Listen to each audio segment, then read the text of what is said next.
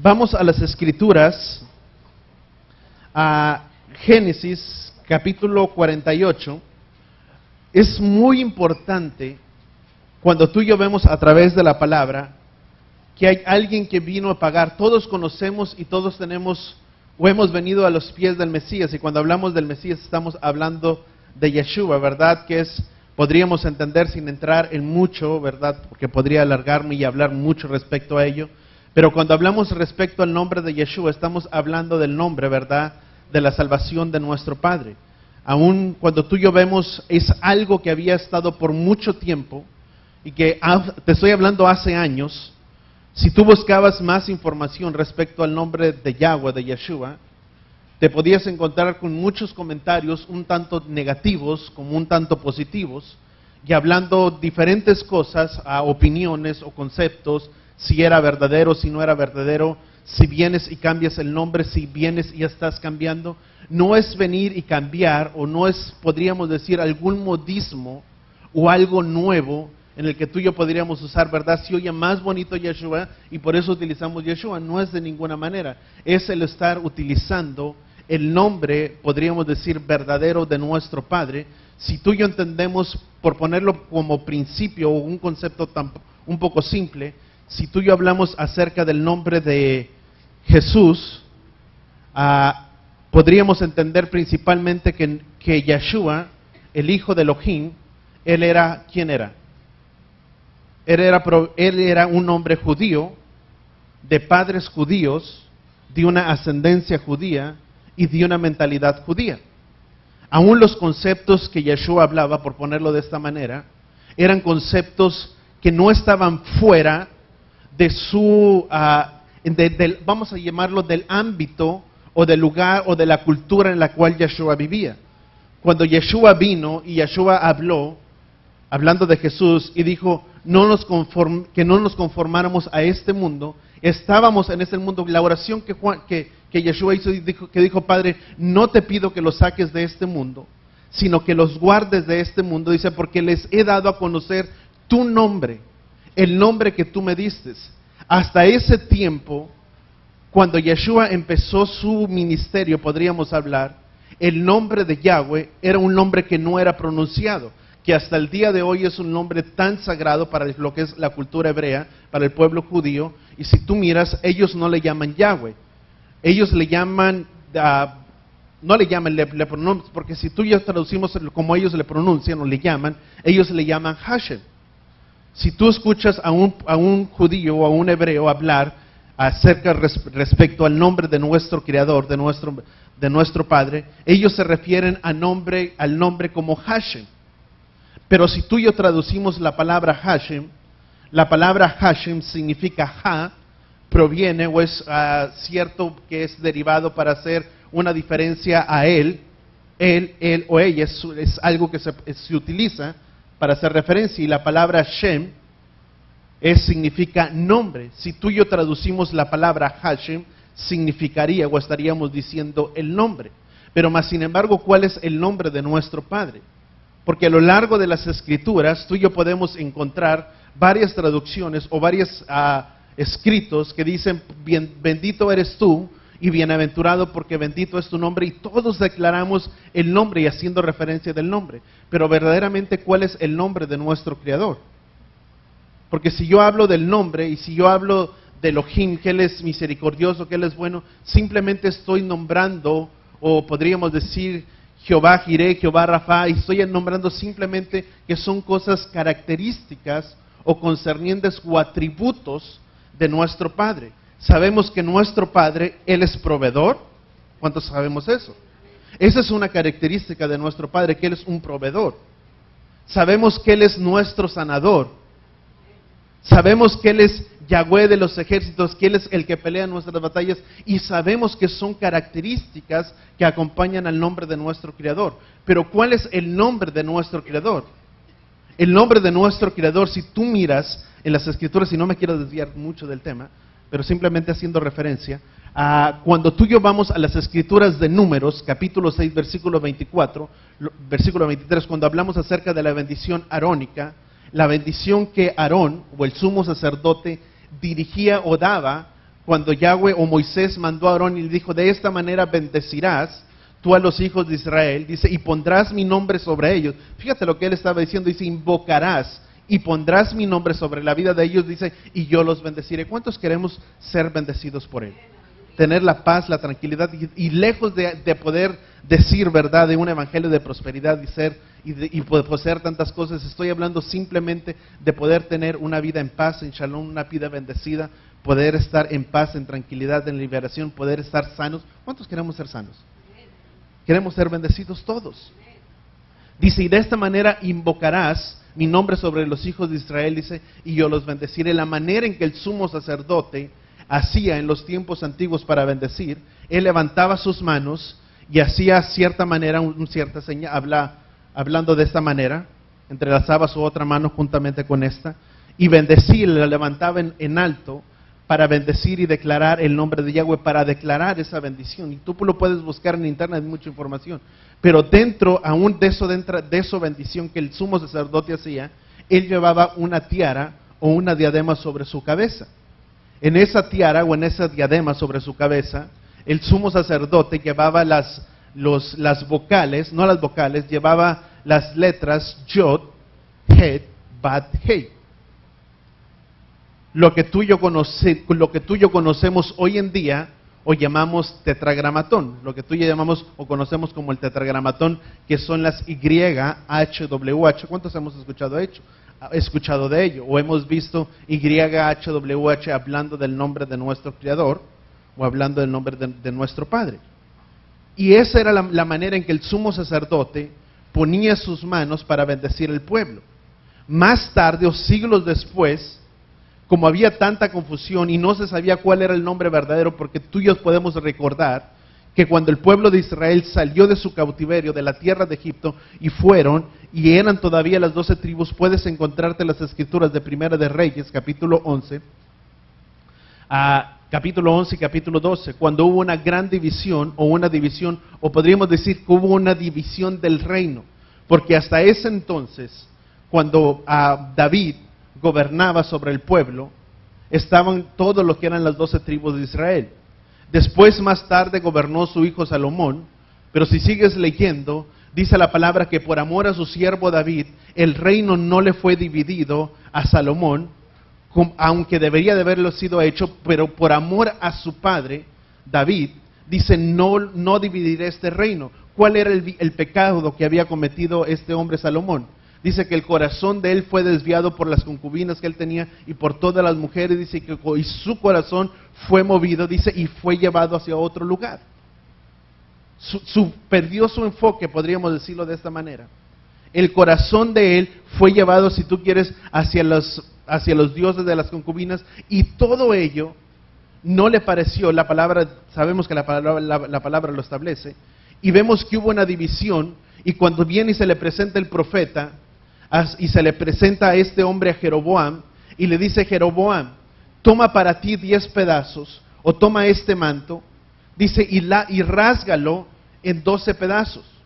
Dice, y tomarás 10 pedazos para ti, porque eso era algo profético de lo que estaría sucediendo en esa división. Vemos que después fue y consultó nuevamente a Roboam, el hijo de Salomón, y dijo, aunque tu padre era de cierta manera, dice, y en lugar de consultar a los ancianos, consultó a los jóvenes, y para no hacerte la historia muy larga, tú lo puedes leer ahí, dice que los despidió, y estos 10 tribus se alejaron, y se esparcieron entre las naciones. Dice que fueron a habitar, lo que tú y yo conocemos, que fueron en un cautiverio. Sabemos que en el día de Daniel, en las escrituras de Daniel, hubo un pueblo que se fue en un cautiverio, que fue conocido como la tribu de Judá, o la casa de Judá, la tribu, y todas ellas, la tribu o podríamos llamarlo el reino del norte, del sur, perdón. Y fueron y habitaron por 70 años en ese cautiverio, y después puedes entender o ver a través de las escrituras que este pueblo o estas 2 tribus regresaron o retornaron de su cautiverio después de 70 años. en Esdras, en Nehemías, puedes encontrar el retorno cuando este hombre encontró el favor delante del rey y le permitió ir y reconstruir los muros perdidos de Jerusalén, reconstruir la ciudad de Jerusalén que había sido destruida, y se regresaron, podríamos decir, una parte, pero parte de ese reino del sur, o la casa de Judá, regresó. Mas sin embargo, esas 10 tribus que salieron por manos de Jeroboam nunca regresaron de ese exilio. Hasta ese exilio permanecieron, donde fueron y habitaron por mucho tiempo. Y hasta el día de hoy nunca regresaron o nunca retornaron de su cautiverio. Y esa es la manera que cuando el pueblo de Israel o el pueblo de Judá regresó o retornó de ese cautiverio, para que el nombre de Yahweh no fuera profanado entre las naciones. Y la palabra dice, no tomarás a la ligera el nombre de Yahweh. Imagínate qué gran humillación era para este pueblo, que era llamado como pueblo de Dios, o pueblo de Israel, y el permanecer cautivos por 70 años, ser esclavos nuevamente por 70 años. Y ellos optaron, cuando salieron de ese cautiverio, después de los 70 años, ocultaron, podríamos decir de esta manera, no pronunciar más el nombre de Yahweh, hasta los tiempos de Yeshua, cuando viene y hace su aparición en el libro de los Evangelios, y entra en escena Yeshua, y viene y puedes encontrar la oración de Yeshua en Juan capítulo 17, y dice, Padre, les he dado a conocer, a revelar tu nombre. ¿Por qué tuvo que venirlos a revelar o conocer su nombre? Porque hasta ese entonces el nombre de Yahweh permanecía escondido. Aún lo que tú y yo conocemos y podemos ver en las Escrituras, en el Antiguo Testamento. Si tú miras en el Antiguo Testamento, cuando hace referencia acerca de nuestro Padre, hace referencia a Jehová. ¿Sí o no? Pero si tú vas al Nuevo Testamento, en el Nuevo Testamento ya no aparece como Jehová. Aparece simplemente como Dios. Sí hemos puesto atención en ello, ¿verdad? Todos nosotros. Y si tú miras y podrías decir, el nombre de Jehová fue sacado o fue derivado debido a que el nombre de Yahweh no tenía una traducción completa, ellos introdujeron lo que fueron las vocales, podríamos decir, de la palabra Adonai. Y en cierta manera lo trataron de acomodar y hacer o poner el nombre de nuestro Padre como Jehová. Pero si tú miras, el nombre de Jehová puede sonar un poco duro, pero ¿cuántos? Dice la palabra verdad que conoceríamos la verdad y la verdad nos haría libres. Si tú y yo entendemos que la palabra Jehová, decimos, bueno, su nombre es Jehová, pero si tú vas hasta el siglo XVI, la letra J no había sido introducida a nuestro vocabulario. Antes del siglo XVI, la letra J no existía. Por lo tanto, no pudo haber sido ni Jesús ni Yeshua, puesto que el nombre o la letra J todavía no había sido introducida en nuestro vocabulario. Fue una modificación porque si tú miras antiguos o manuscritos más antiguos o dentro de la Biblia, lo que tú y yo miramos en nuestras escrituras como Jeremías y todas estas escrituras que comienzan con J, antes era Jeremías con I. Y lo puedes buscar en el internet, en los manuscritos más antiguos, y se escribía con I. Y debido a que no se entendía si era con I o con J, hasta el siglo XVII vino a ser introducida la J. Y viene la oración de Yeshua en Juan capítulo 17 y dice, Padre, les he dado a conocer, a revelar tu nombre. El nombre que era tuyo y me lo diste, se los he dado. Cuando tú y yo hablamos el nombre en el libro de los Salmos, la palabra en el libro de los Salmos dice bienaventurado, dice porque Ja es tu nombre. Hay varias escrituras que tú puedes encontrar en el libro de los Salmos que dicen bienaventurado, dice o bendito, dice eres tú porque Ja es tu nombre, y vas a encontrarte con la letra J-A-H. Pero si la letra J-A-H no había sido introducida hasta ese tiempo del siglo XVI, sería el nombre de Yah. ¿Sabes que el nombre de Yah es el nombre corto de nuestro Creador? ¿Cuántos sabíamos eso? Cuando tú y yo hablar del nombre de Yah, estamos hablando de la forma corta de nuestro Creador. Aún una palabra que nunca ha cambiado y que ha permanecido hasta igual por los siglos de los siglos, y que, bendito Padre, ¿verdad? Que nunca ha cambiado. Aún la palabra en Sofonías dice que Él devolvería o restauraría la lengua pura sobre nuestros labios. Sofonías capítulo 3, versículo 9, si no me equivoco. Dice que Él devolvería el lenguaje o la lengua hebrea sobre nuestros labios. La lengua pura, el hebreo. Y cuando tú y yo vamos a través de la palabra, y vemos que la letra J es, o Ya, es el nombre corto de nuestro Creador, una palabra que nunca ha cambiado. ¿Cuántos conocemos la palabra aleluya? Todos. ¿Qué significa aleluya? Alabemos o exaltemos o glorifiquemos ¿a quién? A Dios. Pero la palabra aleluya fue tomada precisamente de la palabra hebrea, que más correctamente es Halel, luya. Cuando tú y yo decimos Halel, aleluya, estamos diciendo alabemos allá. ¿Y cuál es, si tú traduces o miras cuidadosamente, cuando tú dices aleluya o decimos aleluya, al final de esa palabra estamos poniendo Y-A-H.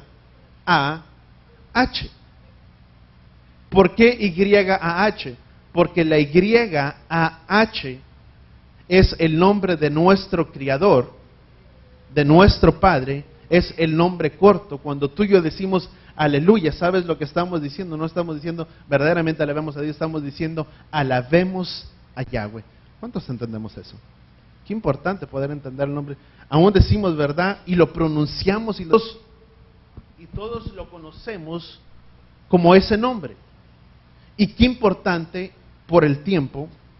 Si tú y yo vemos en las Escrituras, hablábamos acerca de un canto que Judá o Efraín regresaría y serían uno solo en su mano.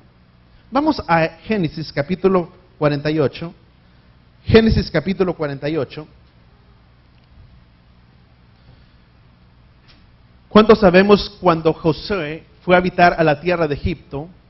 Habitó en la tierra de Egipto, le nacieron dos hijos en la tierra de Egipto que fueron Efraín y Manasés, que después permitió Josué que la casa de su padre, que eran alrededor como de 70 personas, fueran y habitaran la tribu o la tierra de Egipto. Pero no permanecieron en la tierra de Egipto, sino que permanecieron a un lado en la tierra de Gosén.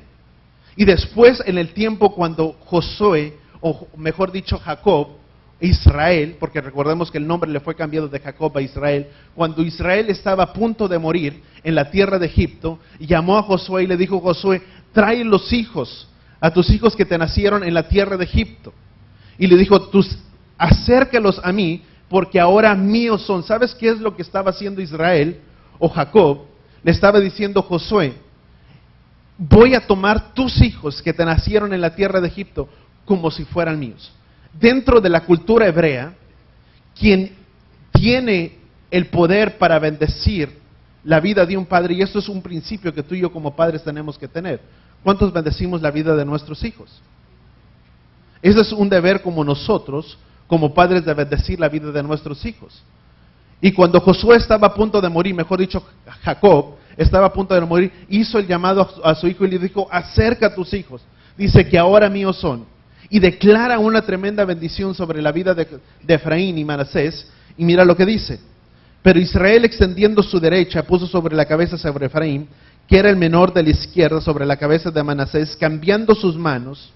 Dice, siendo el primogénito, que era Manasés, luego bendijo a Jacob, a José su hijo, diciendo: Elohim, en quien fueron agradables mis padres, Abraham, Isaac, el Elohim que ha sido sustento desde mi juventud hasta el día de hoy, y el ángel que me ha salvado de todo mal, bendiga a estos muchachos, y sean llamados por mi nombre. ¿Cómo serían llamados?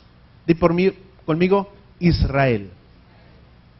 Dice, sean llamados por mi nombre, Israel. Dice, y por el nombre de mis padres, de Abraham, Isaac, y abunden y sean fecundos en medio de la tierra. Dice, vamos al versículo 19, dice, pero su padre rehusó, le dijo: lo sé, hijo mío, lo sé. También llegará a ser un pueblo, será grande. Dice, sin embargo, su hermano menor llegará a ser grande, dice, más grande que él, y su descendencia llegará a ser plenitud de naciones. Esta bendición, si tú y yo tomamos el contexto hebreo, para ponerlo de una manera, dice, la bendición que le estaba dando es: multiplíquense y proliferen como peces en medio de la tierra. ¿De qué manera se multiplican los peces? Abundantemente. Dice, y sean fecundos. Hablando de Efraín, dice, porque él llegará a ser una plenitud de naciones. ¿Sabes que la palabra naciones proviene de una palabra hebrea que significa o se llama goim. La palabra goim, G-O-Y-I-M, la palabra goim significa naciones, pero también significa paganos. Vamos a enlazar, si tú y yo enlazamos esta escritura, ¿dónde tuvo su cumplimiento de esta palabra? Cuando hubo esa gran división, que precisamente Jeroboam era descendiente efraimita, era de padres de Éfrata, descendientes de Éfrata eran de los efraimitas, y dice la escritura en Génesis que esa descendencia, hablando de Efraín, de los efraimitas, llegará a ser una gran plenitud de pueblos entre las naciones. Cuando hubo esa división y se fueron a habitar en la tierra de Asiria, que fueron cautivos por el pueblo asirio, nunca regresaron de ese cautiverio. Nunca regresaron de ese cautiverio o de ese exilio, mejor dicho, vamos a llamarlo exilio.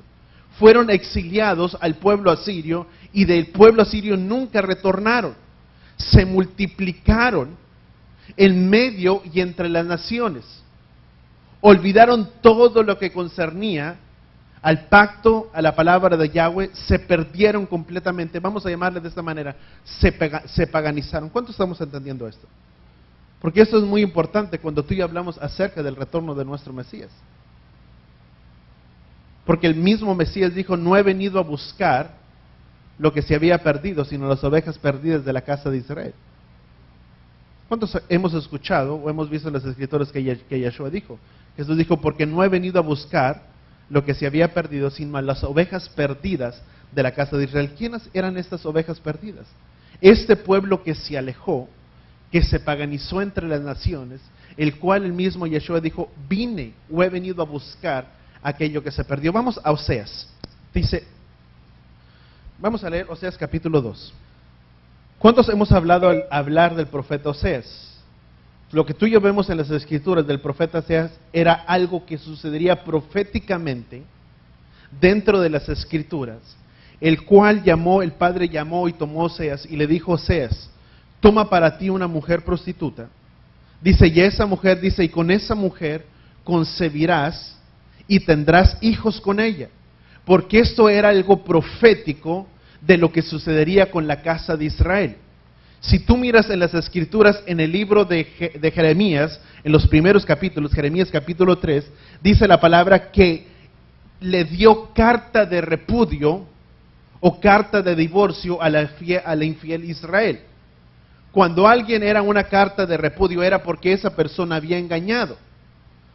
Si tú miras aún dentro del Nuevo Testamento, cuando José iba a tener, y María iban a concebir y estaba por dar, y María fue, podríamos decir, por el Espíritu Santo embarazada, y en aquel entonces dice que se le apareció al ángel a José, y le dijo, José, esta mujer, dice, es pura, ¿por qué? Porque ¿sabes qué es lo que podía haber hecho José?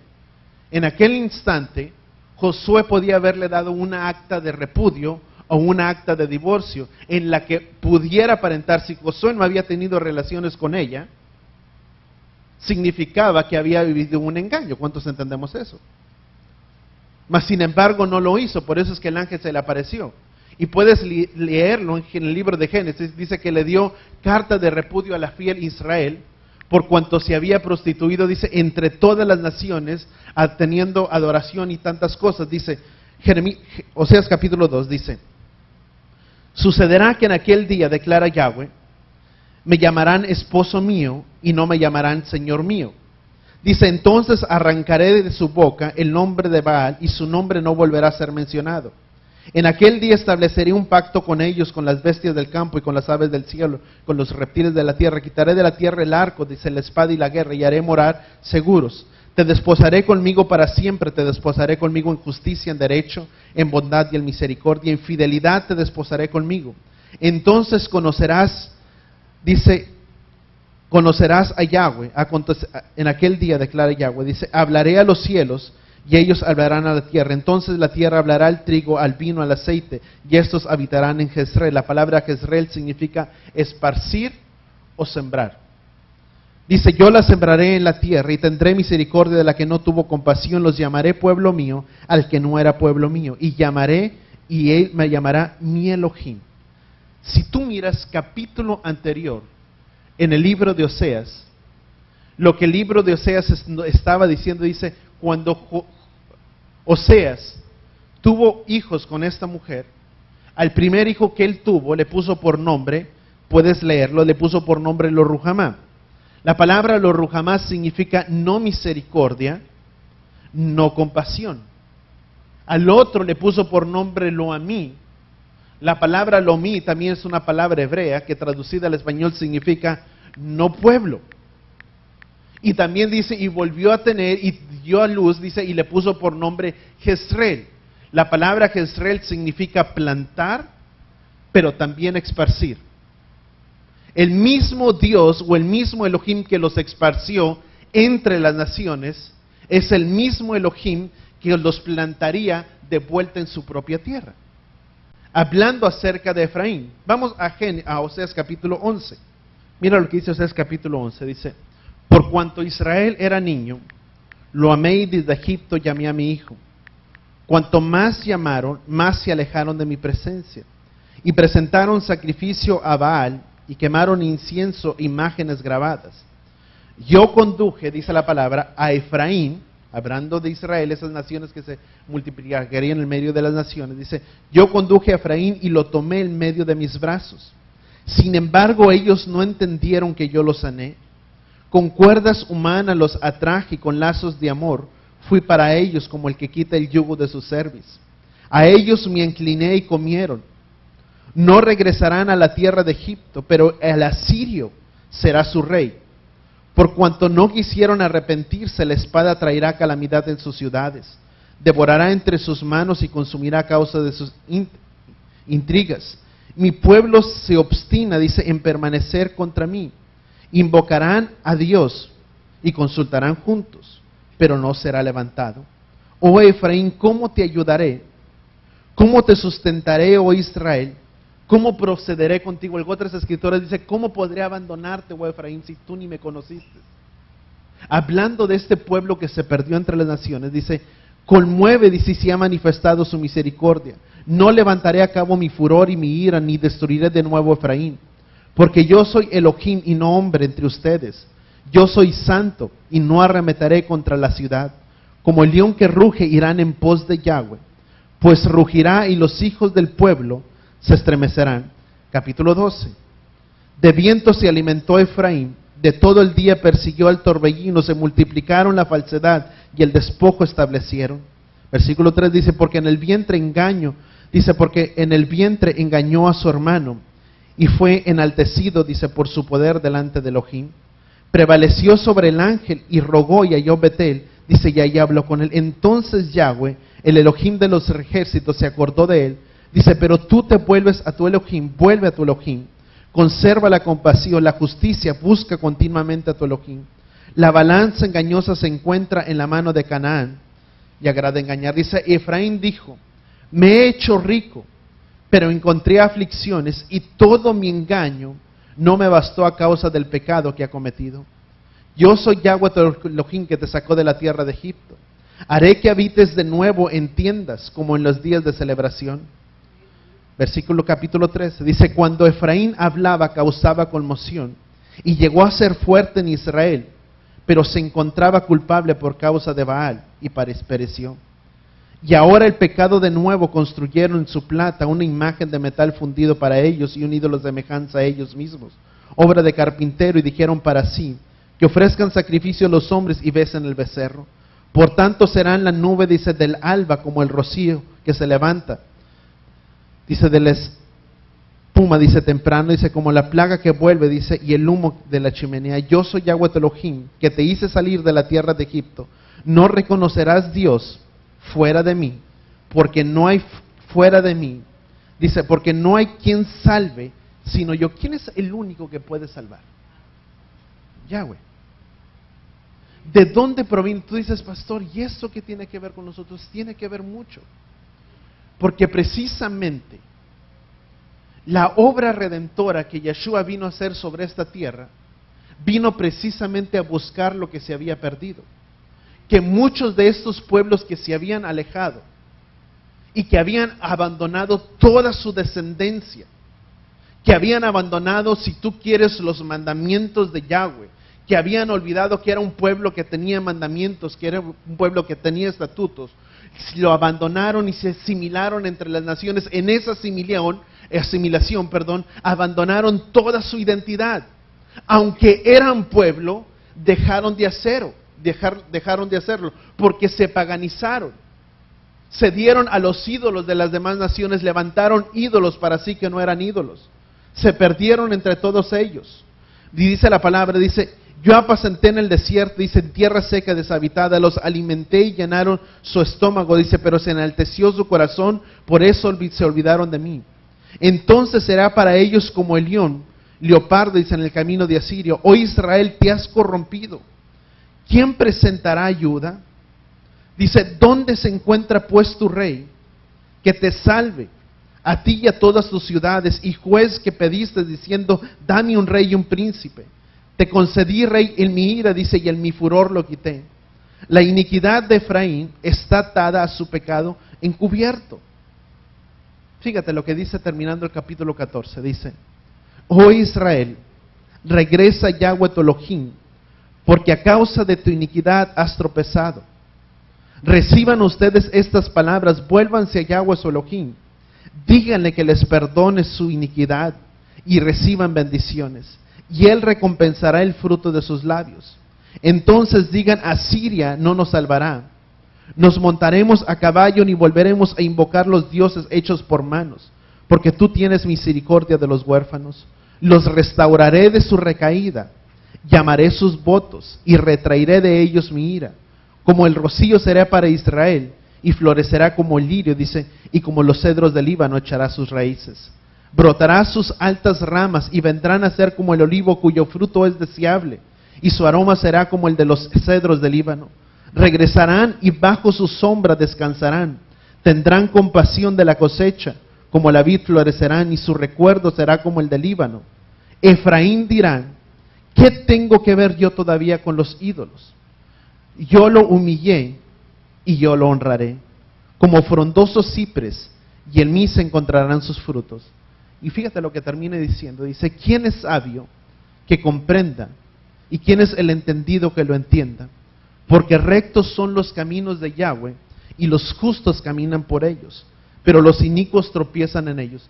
Cuando esto habla respecto a esa tribu de Efraín, que se perdieron entre las naciones, olvidaron completamente toda su identidad, todo lo que concernía al pacto con Yahweh, de tal manera que muchos, aún mucho de lo que se predica hoy en día, y no estoy generalizando, mucho se habla que ya no hay mandamientos que se tienen que guardar, que Jesús vino y guardó los mandamientos por nosotros, en que se citan las escrituras de Gálatas, y en Gálatas se dice que ya no estamos más bajo la ley porque el Mesías nos redimió de la maldición de la ley.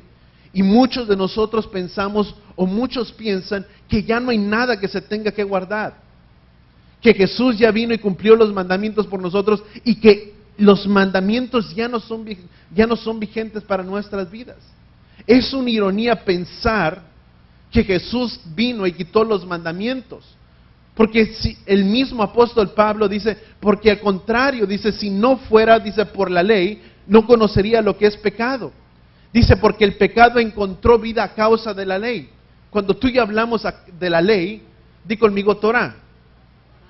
La palabra ley es una palabra que fue traducida en las escrituras por los griegos, no queriendo tener nada que ver con el pueblo de Israel, vinieron e introdujeron la palabra ley. Pero hubo un error, si tú pudieras decirlo, porque la misma traducción que se le da para la ley de Dios, de Yahweh, es la misma traducción o la misma referencia que se le da para la ley de los mandamientos de los hombres. Por eso hay una confusión. El apóstol Pablo dice, ¿qué pues diremos, hermanos míos, en el libro de Romanos, que la ley es mala? Dice, de ninguna manera. Al contrario, la ley es buena, porque si no fuera por la ley, por los mandamientos, por la Torá. En la Torá, si uno escucha la palabra Torá, uno estaría diciendo, pues ni somos ni hebreos, ni judíos, ¿y qué tiene que ver la Torá con nosotros?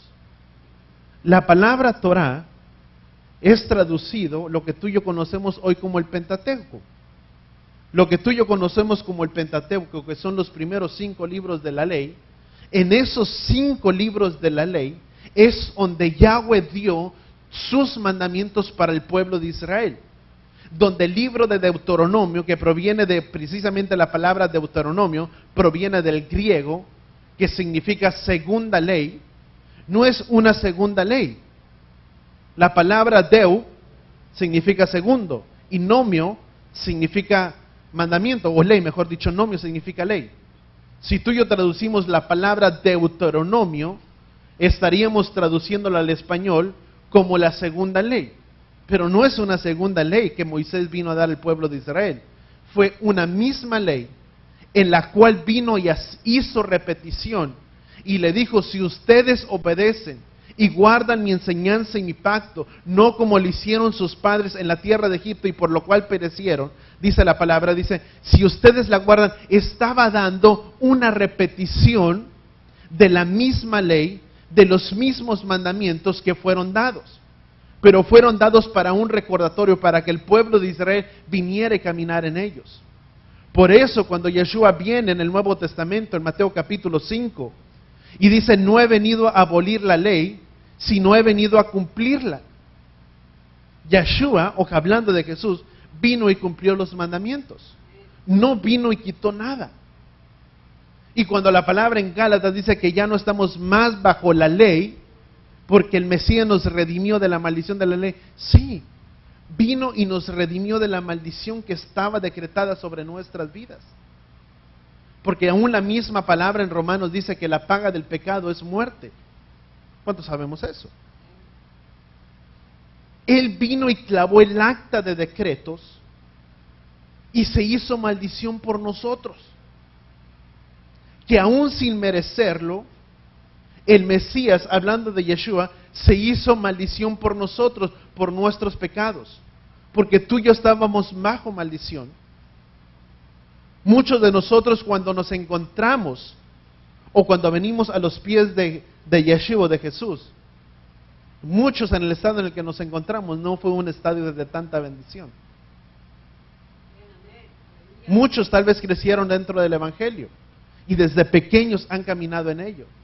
Pero mucha de la gente que ha venido a los pies de Él es porque su vida ha venido sin esperanza, ha venido una vida destruida dentro del matrimonio, porque el matrimonio está a punto de perderse, la relación dentro de los hijos está fallida, hay un desmoronamiento familiar dentro del núcleo familiar, y que la única esperanza, y que muchos se han acercado, es para ver si hay algo que Dios pueda hacer a través de ellos, para que puedan sus vidas ser diferentes. Y esa es una maldición que cargábamos tú y yo porque fuimos malditos. Pero el Mesías dice que se hizo maldición por nosotros. Y en esa maldición que vino y se hizo por nosotros, vino y nos hizo malditos. Y cuando tú y yo dejamos fuera los caminos de Yahweh, fuera los mandamientos de Él, aún la misma palabra dice en el libro de Isaías, capítulo 24 y 25, que la tierra, hablando de los últimos tiempos, la tierra, dice, aprenderá lo que es la rectitud, o aprenderá la obediencia a causa de sus juicios.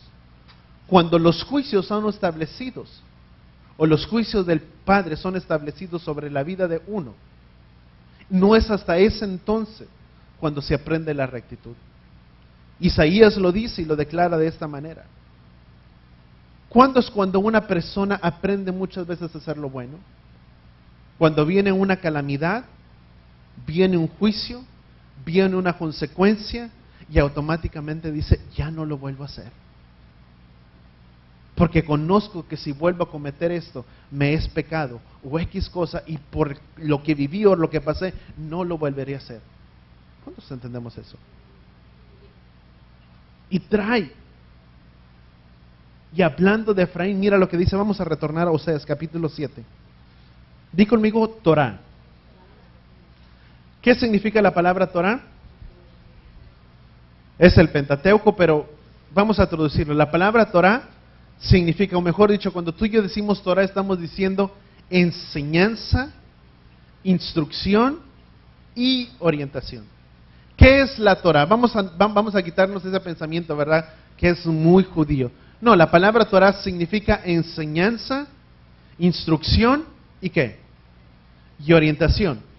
La misma palabra Torah, el significado de la palabra Torah, te voy a decir lo que significa. Torah significa apuntar, señalar, dirigir o dar en el blanco. ¿Cuántos queremos dar en el blanco? ¿Cuántos queremos acertar? ¿Cuántos? Yo creo que todos. ¿Cuántos queremos que aquello que hagamos nos vaya bien y nos salga bien? Eso significa dar y dar en el blanco. ¿Cuántos queremos dar en el blanco en la relación en nuestra familia? Todos. ¿Cuántos queremos acertar en nuestros negocios y dar en el blanco? Todos. Si tú y yo entendemos que la palabra Torah significa dirigir, apuntar, señalar o dar en el blanco, mira lo que dice Oseas capítulo 7, versículo, vamos a leer desde el versículo 1 dice: cuando yo restauré Israel, quedó al descubierto la iniquidad de Efraín y la maldad de Samaria, porque actuaron engañosamente delante de mí. El ladrón entra y el salteador asalta en las calles. Ellos no piensan en que yo me acuerde de todas sus maldades. Ahora los envolverán, dice, y los cuales están ante mí, dice, con su maldad y con su mentira. Alegraron a los reyes. Cometen adulterio todos sus gobernantes. Son como horno encendido, como el panadero que quita de la masa y prepara de la ciudad hasta que se leuda. El día en que se fortalecieron los reyes, los príncipes se irritaron a causa del vino con los malhechores, porque su corazón está caliente como el horno a causa de sus insidias, dice y su ira se añeja toda la noche, pero el romper del alba arde como fuego de hoguera. Dice, como un hordo se calentaron todos ellos y consumieron a sus jueces. Todos sus reyes han caído y no hay quien invoque entre ellos. Efraín, fíjate lo que dice, Efraín se ha mezclado con los gentiles. ¿Quién es Efraín? Efraín, proféticamente, representa todos o los que se perdieron. ¿Qué es lo que hizo Efraín? Se mezcló entre las naciones, entre los gentiles. Dice, se ha mezclado con los gentiles, una torta es comida antes de honrarse, dice, así de Efraín. Así han consumido su fuerza los extraños y no se dio cuenta. Le han salido canas y no se enteró. Ha sido humillada la gloria de Israel en su presencia, pero no se convirtieron a Yahweh su Elohim ni lo buscaron. Con lengua de paloma Efraín sin entendimiento ha llegado a Egipto, dice, y ha acudido a Siria. Dice, no claman a mí con todo su corazón, versículo 14. Dice, sino que lamentan sobre su lecho y contienden por el grano y por el vino, y se han rebelado contra mí. Aunque yo los adiestré y fortalecí sus brazos, ellos no planearon, el mal contra mí. Se han tornado el nada, hablando de Efraín, dice, y han sido arco engañoso. A causa de la insolencia de su lengua, sus príncipes caerán a espada. Esa será la confusión de la tierra de Egipto. ¿Cómo dice la Escritura? Efraín se ha convertido en arco engañoso. Vamos a decirlo, en un arco defectuoso. Un arco que es defectuoso, di conmigo, es un arco que no da en el blanco. Un arco que no está bueno, no puede acertar. Está mal. Tiene un defecto. Y dice la palabra, ¿por qué Efraín, hablando del pueblo de Israel? ¿Cuántos de aquí entendemos que somos pueblo de Israel? ¿Cuántos somos, vamos a ponerlo de esta manera, cuántos somos hijos de Dios? ¿Por qué mucho del pueblo evangélico ha fracasado Y por más que se declara victoria y bendición y prosperidad cada año, y se sigue, y congreso tras congreso muchas veces, y no estoy juzgando ni hablando mal, no me lo malinterpretes, pero año tras año miras el eslogan de este es el año de la bendición, este es el año de la bienaventuranza, este es el año de la prosperidad, este es el año en el que Yahweh te bendecirá, este es en el día en el que poseerás la puerta de tus enemigos, y tantos eslogan y tanta palabra declarada, y nunca se mira la bendición y la prosperidad del Padre sobre la vida del pueblo del creyente. Porque es precisamente que se han alejado, y la misma palabra en Oseas dice, se han convertido en arco engañoso, se han convertido en arco que no da en el blanco, que no acierta. Pero cuando tú y yo nos volvemos a la palabra de Yahweh y caminamos en la palabra de Yahweh y somos hacedores de la palabra de Yahweh, esa persona se convierte en una persona que acierta y da en el blanco. Porque esa misma bendición es la que Deuteronomio declara. Dice, y sucederá que si escuchas atentamente la voz de Yahweh tu Elohim y te conduces y haces todo conforme yo te pido, dice, sucederá que todas estas bendiciones te alcanzarán y vendrán sobre ti. Bienaventurado vendrás a tu entrar y a tu salir. Bienaventurado, dice, será tu artesana y tu masa de amasar. Dice, serás bendecido y prosperado en todo. Dice, prestarás a muchos y no pedirás prestado. Habla de una bendición decretada cuando tú y yo ponemos por obra los mandamientos del Padre y somos hacedores de ello. Porque Yeshua dijo, bienaventurado es el hombre que escucha mi palabra y la guarda, porque él no verá muerte. Porque esa persona, cuando establece y es hacedor de la palabra de Yahweh, automáticamente las bendiciones decretadas empiezan a retornarse en bendición. No es por declararlo,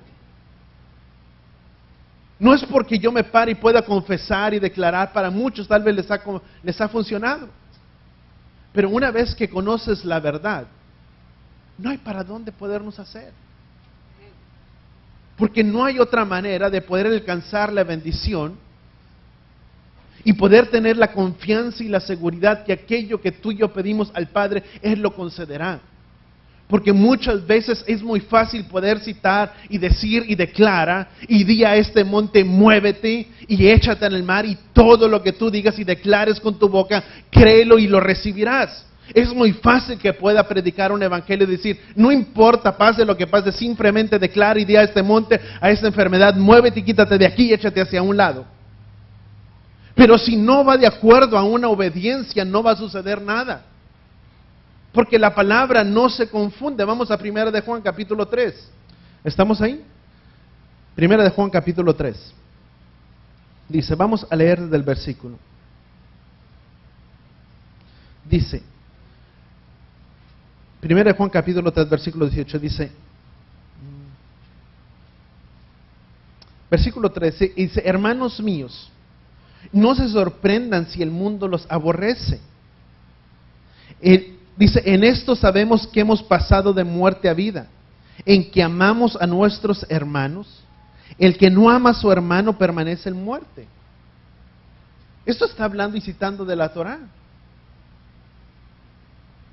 ¿Cuál es el mandamiento? Amarás a tu prójimo como a ti mismo. Dice, y no se sorprendan, dice, en eso sabemos que hemos pasado de muerte a vida, el que amamos a nuestros hermanos. El que no ama a su hermano permanece en muerte. Dice, porque todo el que aborrece a su hermano es homicida. Eso es un mandamiento. ¿Qué dice el mandamiento? No, ¿qué? No matarás. Cuando uno no está amando a su hermano, no está guardando la ley del Padre o los mandamientos de Dios, si lo quieres llamar de esa manera. Dice, al contrario, se convierte en un homicida. Dice, y ustedes saben que la vida eterna no permanece. Dice, no puede permanecer en ningún homicida. Dice, en esto conocemos su amor para con nosotros. En que Él dio su vida por nosotros, así también nosotros debemos darnos a nosotros mismos por nuestros hermanos. Fíjate. Él se dio por nosotros y así debemos de darnos nosotros ¿a quién? A nuestros hermanos. Debo de sufrir con los que sufren, llorar con los que lloran y alegrarme con aquellos que se alegran. Porque tu victoria, mi hermano, es mi victoria y en eso me alegro. Porque si a ti te va bien, yo en eso me alegro porque te ha bendecido el Padre. ¿Cuántos entendemos? Y vamos a continuar, dice. Pero el que posee bienes del mundo y dice, del mundo y mira a su hermano en necesidad y retiene su compasión hacia él, ¿cómo puede el amor de Elohim estar en él? No se ame uno a otro de palabras ni de lengua, hijos míos, sino con hechos y en verdad. ¿Cómo debemos de amarnos? Es muy fácil yo poderme acercar a alguien y decir, hermano, ¿sabes una cosa? No sabes cuánto te amo y cuánto te aprecio. Y cuando me voy, ay, el hermano. Muchas veces pasa.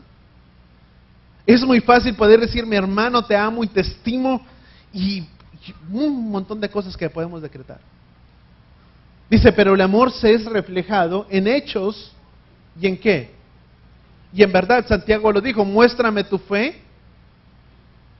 Dice, yo te mostraré mi fe por mis obras. Que aquello que te digo es verdad porque me verás haciendo. Si te digo que te amo, es porque me verás con mi vida amándote, no con palabras, con hechos, en verdad. Pero dice, porque ¿qué es hermano que mira a su prójimo en necesidad y no extiende su mano? Porque el amor se ve reflejado en ello. Es muy fácil muchas veces poder decir, déjame orar por ti, hermano, y que Yahweh te bendiga. Pero si en mi vida está el poderte bendecir y muchas veces poderte ayudar, y no extiendo mi mano, no estoy mostrando el verdadero amor del Padre.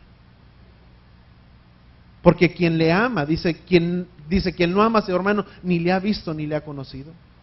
Y el amor del Padre no está en él. Y vamos a continuar, dice, porque en esto conocemos que somos de la verdad e infundimos confianza en nuestro corazón antes de que Él venga. Porque si nuestro corazón no nos inculpa, ¿cuánto más Elohim es mayor que nuestros corazones y conoce todas las cosas? Si nuestro corazón no nos inculpa, amados míos, tenemos confianza ante Elohim, que cualquier cosa que le pidamos la recibiremos de Él, porque guardamos sus mandamientos y hacemos las cosas que a Él le agradan. Va mano en mano con lo que dice el Evangelio, que dice, di a este monte, muévete y échate allá. Sí, confianza tenemos. Pero el apóstol Juan dice, termina decretándolo, poniéndolo de esa manera. Si guardamos y ponemos por obra sus mandamientos y hacemos las cosas que Él agrada, dice, en confianza tenemos delante de nuestro Padre, que todo lo que pidamos lo recibiremos de Él, porque nuestro corazón no nos inculpa, por cuanto Elohim es mayor que nuestros corazones y escudriña las intenciones que hay dentro de los corazones, dice Hebreos 4. ¿Cuántos entendemos eso? ¿Cuál es la confianza que tú y yo tenemos delante del Padre? Que si yo me conduzco guardando esta palabra y digo, Padre, trato de guardar esta palabra, y nos esforzamos en guardar y en aplicarla, y que esta palabra sea una verdad sobre nuestras vidas, que sea nuestro alimento diario, que sea nuestra medicina para nuestros huesos en todo tiempo y en todo día, como decía el salmista, lámpara es a mis pies tu palabra y lumbrera mi camino. Que si esa palabra es una verdad y una realidad sobre mi vida, y que la guardo y trato de amar y cumplir todo lo que esta palabra dice, en esto tú y yo somos bendecidos. Que si puedo levantar mi voz y clamar delante del Padre y de decir, Padre, yo te pido, y tú sabes la necesidad que yo tengo en guardar su palabra, puedo tener la confianza y la seguridad que aquello que yo le estoy pidiendo a Él, yo lo recibiré. Porque hago las cosas que a Él le agradan. ¿Cuántos entendemos eso? Por eso, amados, y tal vez no te prediqué ya de lo que es la consejería, donde me había quedado, pero cuando tú y yo entendemos esto, que esto trae bendición a nuestras vidas, y que en esto somos bendecidos, y que a eso vino Yeshua, el Hijo de Elohim, a manifestarse sobre esta tierra, a buscar y recoger lo que se había perdido, para venir y traernos y retornarnos a nuestra propia tierra. Poder estar seguros de poder entender que somos parte de ese pueblo de Israel, de que aún son sus mandamientos, son sus promesas, son sus ordenanzas, es su pacto, es su prosperidad, es su bienestar sobre nuestras vidas, pero es porque somos parte de su pueblo. Yo no me puedo decir que soy partícipe de las bendiciones de Él, sin primeramente no entiendo que yo soy Israel o sin saber que soy Israel. Porque en el momento que yo digo que no soy Israel, yo me estoy haciendo a un lado de todo lo que el Padre tiene establecido. Porque escrituralmente hablando, dentro de las Escrituras, Él solamente tiene un solo pueblo. Y ese pueblo que Él tiene es Israel. ¿Cuántos entendemos eso? Gálatas lo dice. Si son del Mesías, ¿cuántos somos del Mesías? ¿Cuántos le hemos aceptado a Jesús, a Yeshua en nuestros corazones? Si tú y yo le hemos aceptado a Él, dice la palabra en Gálatas. Dice, porque ciertamente, y si son del Mesías, simiente de Abraham son. ¿Y quién era Abraham? Abraham fue el padre, o fue conocido el primer hombre hebreo sobre la tierra. La palabra hebreo significa ibrí. La palabra ibrí significa uno que cruza el mar, uno que cruza de un lugar a otro. Eso significa la palabra ibrí. Ibrí o Abraham fue uno que cruzó de un lugar a otro, donde Yahweh le dijo a Abraham, Abraham, sal de tu tierra, de tu parentela, al lugar que yo te mostraré. Fue trasladado de la tierra de Ur de los Caldeos, de una tierra de tinieblas, a un lugar donde Yahweh lo quería de llevar. Tú y yo, de la misma manera, somos hebreos. Porque la palabra hebreo ser significa ser trasladado, ibrí, I-V-R-I. La palabra ibrí significa ser trasladado o movido de un lugar a otro. Tú y yo fuimos trasladados del reino de las tinieblas al reino de su luz admirable. Tú y yo estábamos y habitábamos en el mundo. Fuimos sacados del mundo, trasladados del mundo al reino de su luz admirable, para que anunciemos las glorias y las virtudes de aquel que nos llamó del reino de las tinieblas al reino de su luz admirable. Y las virtudes, amados, ¿sabes una cosa? No se hablan. Las virtudes se ven. Yo te puedo decir que creo y que soy parte de su pueblo y que soy hijo, pero te lo puedo decir, pero las virtudes son vistas. Primera de Corintios capítulo 2 dice, porque somos carta escrita, dice, vamos a Primera de Corintios y con eso quiero terminar. Segunda de Corintios capítulo 3. Segunda de Corintios capítulo 3. Mira lo que dice, dice, comenzamos de nuevo desde el principio para mostrarles quiénes somos. En otras palabras, cartas de identificación. Dice, ¿acaso tienen necesidad como otros de que se les escriban cartas de recomendación acerca de nosotros? Dice, o que ustedes escriban recomendaciones respecto a nosotros. Porque nuestra carta, mira lo que estaba diciendo, dice, porque nuestra carta es escrita en nuestro corazón, son ustedes conocida y leída delante de todos los hombres. Tú y yo, nuestras vidas son cartas escritas en nuestros corazones por medio de tinta del Ruach, dice otra de las escrituras. Déjame citártelo. Me gusta cómo dice la versión de las Américas. Segunda de Corintios capítulo 3. Versículo 1 dice, comenzamos, versículo 2 dice, vosotros son nuestra carta escrita en nuestros conocidas y leída por todos los hombres, siendo manifiesto que sois del Mesías, redactada por nosotros, no escrita con tinta, sino con el Espíritu de Elohim vivo, no en tablas de piedra, sino en tablas de corazones humanos. En otras palabras, tu vida y mi vida son cartas escritas y aquello que se ve es aquello que se es. ¿Cuántos entendemos eso? Yo puedo decir, yo soy así, pero lo que tú mires a través de mí, eso es lo que se es realmente. No es lo que se habla, no es lo que se dice, Di conmigo, es lo que se ve. Y aquello que me ven haciendo a mí es aquello que yo soy. Y siempre lo he dicho, ¿queremos conocer cómo somos realmente? ¿Cómo somos en nuestra casa? Como soy en casa, es como soy verdaderamente. Porque en casa nadie me ve, o en casa todos me conocen como soy. Si hablo así, no hay ningún problema, todos me conocen. Si soy de esta manera, no importa, estoy con los de mi casa. Y así es como verdaderamente somos. Y la gente muchas veces tiene máscaras. Sale para afuera, es de alguna manera, y uno puede decir, qué hermano tan tremendo, o qué persona tan tremenda, pero lo que verdaderamente es en casa, es verdaderamente lo que es. Por eso dice el apóstol Pablo, dice, somos carta escrita y leída delante de todos los hombres. Escrita y redactada, dice, con tinta del Ruach, del Espíritu, dentro de nosotros, no escrita en corazones de piedra, sino en tablas de corazones humanos. Que eso es verdaderamente lo que somos. Y que el recogimiento de Primera de Pedro capítulo 2, mira lo que dice, o apúntalo nada más si lo puedes leer en tu casa. Dice, Primera de Pedro capítulo 2. ¿Qué hablábamos en Oseas? En el libro de Oseas hablábamos que este hombre tuvo 3 hijos. A uno le puso por nombre Loamí, Lo-Ruhamá y Jezreel. Que esa palabra significa no pueblo, no compasión, no misericordia, no pueblo.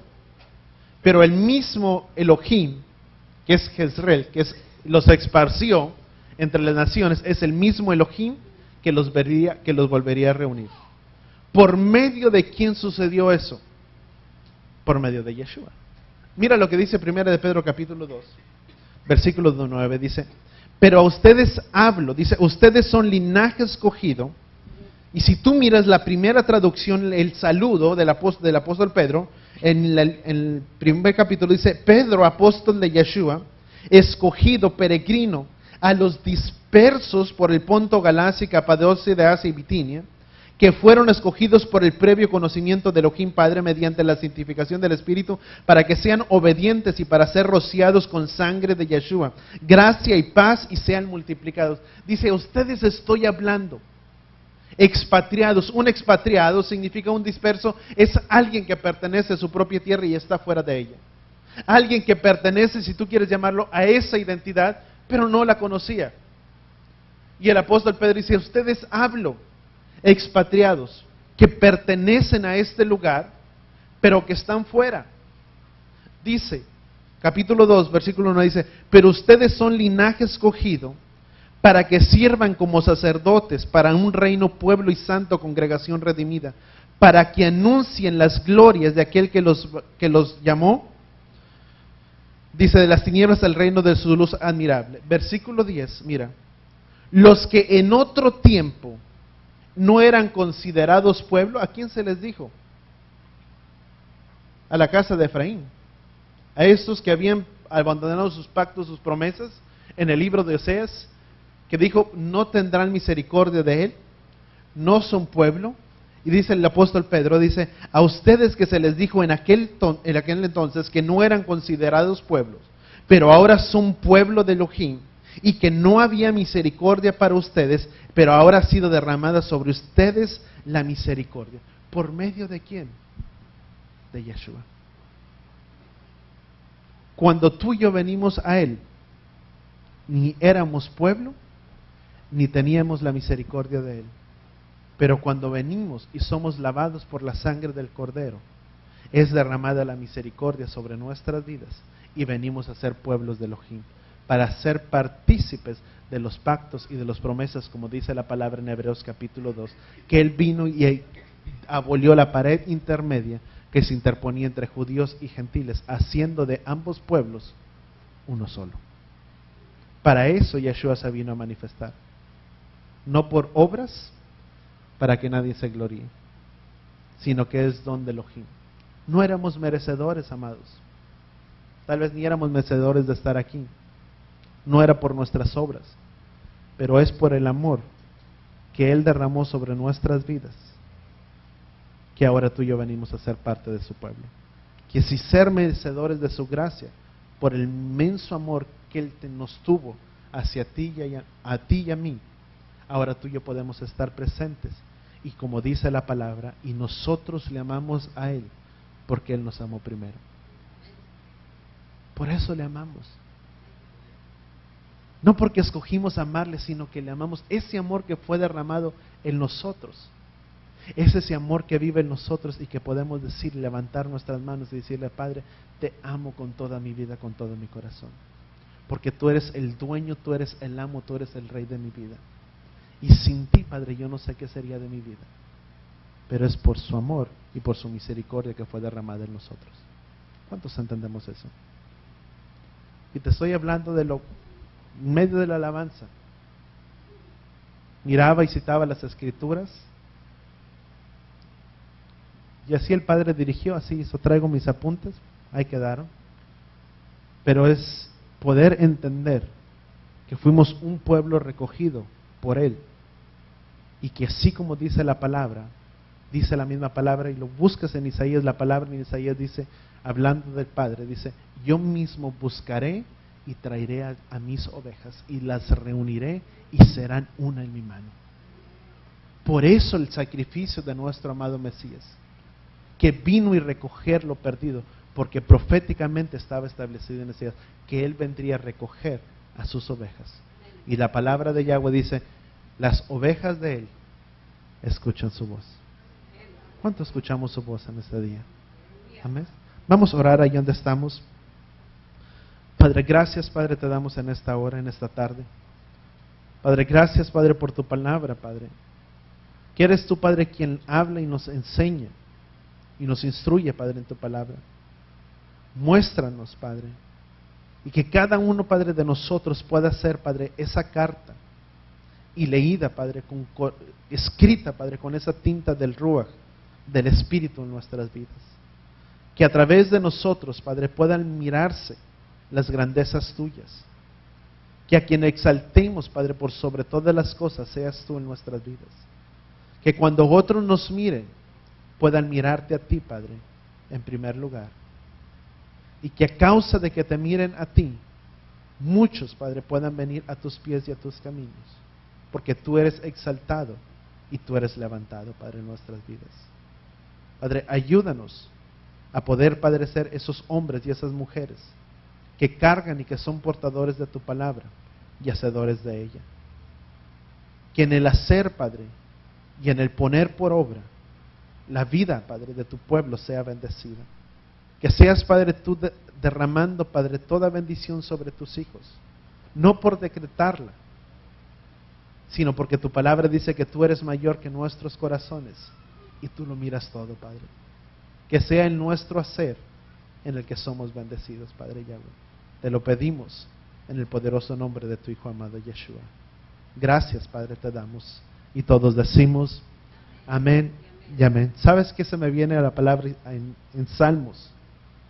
Por el tiempo no la cito, pero dice Salmos que aquel que hace oídos sordos para no escuchar su ley, su enseñanza, su instrucción, la oración de tal hombre también es abominable. Si queremos que nuestras oraciones sean escuchadas, ¿qué es lo que tenemos que hacer? No dar oídos sordos a esta Torah, recordando que esta Torah es la ley, es su enseñanza y es su instrucción, que cuando tú y yo somos hacedores de ella, ahí es donde dice la palabra primera de Juan, dice: si nuestro corazón no nos inculpa, confianza tenemos delante de Él, que podemos pedir cualquier cosa sabiendo que lo recibiremos de Él. Amén. Gracias, Padre, ¿verdad? Y así con nuestras manos extendidas, Yavarejeja Yahweh Beishbereja, Yaer Yahweh Panabeleja Bijuneja, Isaac Yahweh Panabeleja, Beyasen Leja, Shalom, Beshen Yeshua HaMashiach.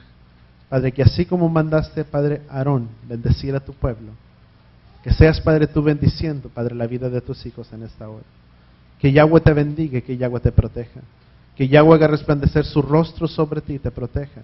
Que Yahweh incline su rostro a ti, alce su rostro a ti y ponga en ti shalom en el nombre de Yeshua. Y todos decimos amén y amén.